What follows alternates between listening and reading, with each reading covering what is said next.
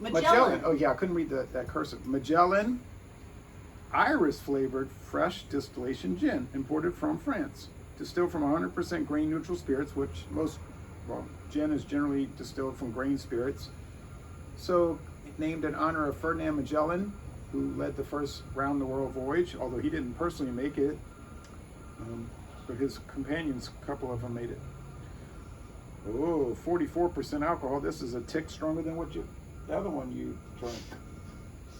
All right, well, get ready, folks. Yikes. All right. Oh, it's from Ferrand. Okay, it's product of France. See Ferrand. So Ferrand does a lot of liquor. All right. The bottle's pretty. Show them the ship. I will. Imported by Creon Importers Limited, Paramus, New Jersey. This sounds like something from Game of Thrones. Creon Importers. Yeah. So they're showing. Oh, you can look through the porthole, and there's a ship in the background, and then on the back they show the ship, and this needs to be wiped off a little bit. So there's different flavors that they make these gins with: orange peel, cassia, iris, juniper berries, of course, cloves, nutmeg, cardamom, grains of paradise, licorice, cinnamon, coriander, orange peel. I once, as a gift to Justin, tried to blend and distill, or basically make my own gin as a gift, a rose gin. Yeah. So based on the advice of a website I found, I bought vodka, and then I bought like botanicals, like I bought juniper berries and all these things, and I steeped it in the vodka, which is supposed to be a neutral spirit. And Justin tried it and was like, oh.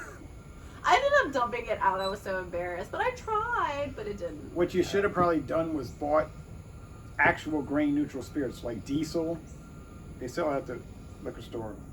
I wouldn't buy it in Alabama. Louisiana's cheaper. Diesel or Everclear. I should have done that. But you got to cut it with water because those are like 190 proof. So you got to cut it some kind of way if you had a gauge and bring it down to 40 proof. Then you do it, and it might be better. Because see, the vodka is like grain spirits, but it's like distilled, and then 6 times distilled, and then they might filter it 5-6 times, so it's treated different. Okay, this one obviously has color added. No, that's from the iris flowers. Oh, it is? It's naturally like that, yeah. Oh, well, okay, so it's still added color, but from flowers, natural color. It looks like Powerade. You know, sometimes you want to drink gin that looks like Powerade. All right. Okay, so I thought they might have added a little food coloring. The smell is very fragrant. Like before I even brought it that close to my face, I could smell it. Yeah, all of a sudden I smell flowers. Mm-hmm. But it's got that gin undertaste that, the reason I don't review gin. Yeah, do you not like gin? It's okay, but it's got a little too much of the,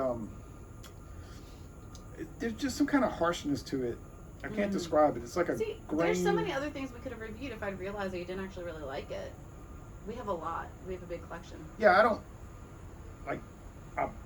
just virulently hate gin. I'm not saying that. There's just something about the grain spirits. It's just like this cereal grain, like a bracing thing about it. But I mean, other people don't mind, you know. And gin is mostly like a mixing product, isn't it? There's not a lot of people doing neat, straight drinking of it. Yeah, I mean, a gin and tonic, still mostly tastes like the gin. See, I always use a baseline, and the baseline means like the lowest low grade gin you can get, which is in Louisiana Crystal Palace. Which I used to be able to get that for $4.99 a bottle, and it went up to about $6.99. Yeah, Crystal Palace is like. But on the other hand, it smells like gin. When you use that baseline, a lot of the higher price ones will still have that same aspect, and this one's kind of reminding me of Crystal Palace in a way. Just kind of that hard, like icy, like a refrigerator type smell. All right, let's go with the taste.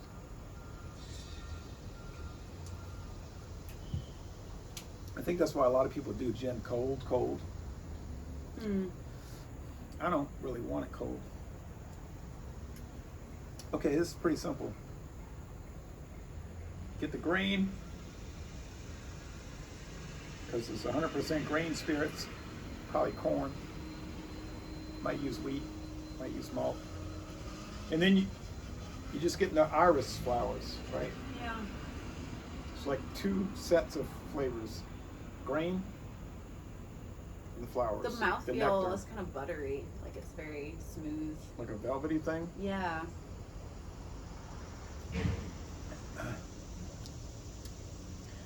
A little bit.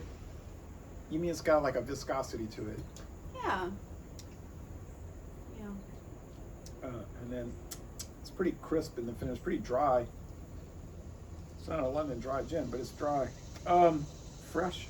I wonder what that means, fresh distillation. I'm not really familiar with that. What that means, fresh distillation. Maybe that means the botanicals are fresh instead of dried. Oh, like it's fresh flowers instead of like some pulverized, dehydrated flower matter. That's. I mean, that's my thought. It's probably true. Someone let us know in the comments what it means. Like a lot of the flavored beers I do, I think they're just using like dehydrated. Like if it's cranberry flavored, they're using like some like dehydrated cranberry stuff in a bag. And they're probably pouring it in, you know. Mm-hmm. Or you know, dehydrated apples poured in. I mean, I just get that impression. Could be a syrup too, made from apple. Yeah. Puree, sure.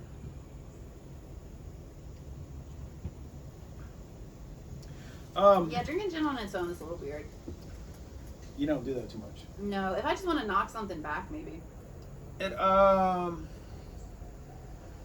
actually reminds me of an odd Kentucky gin, very odd, called Clubhouse, which is cheap.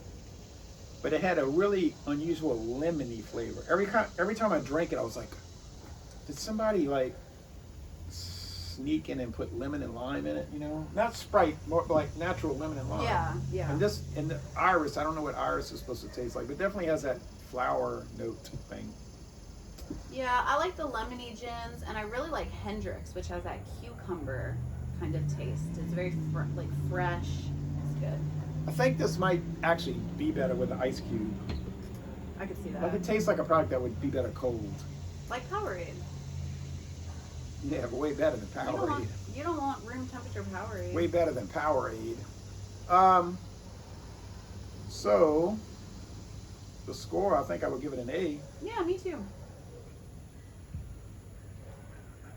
That seems appropriate.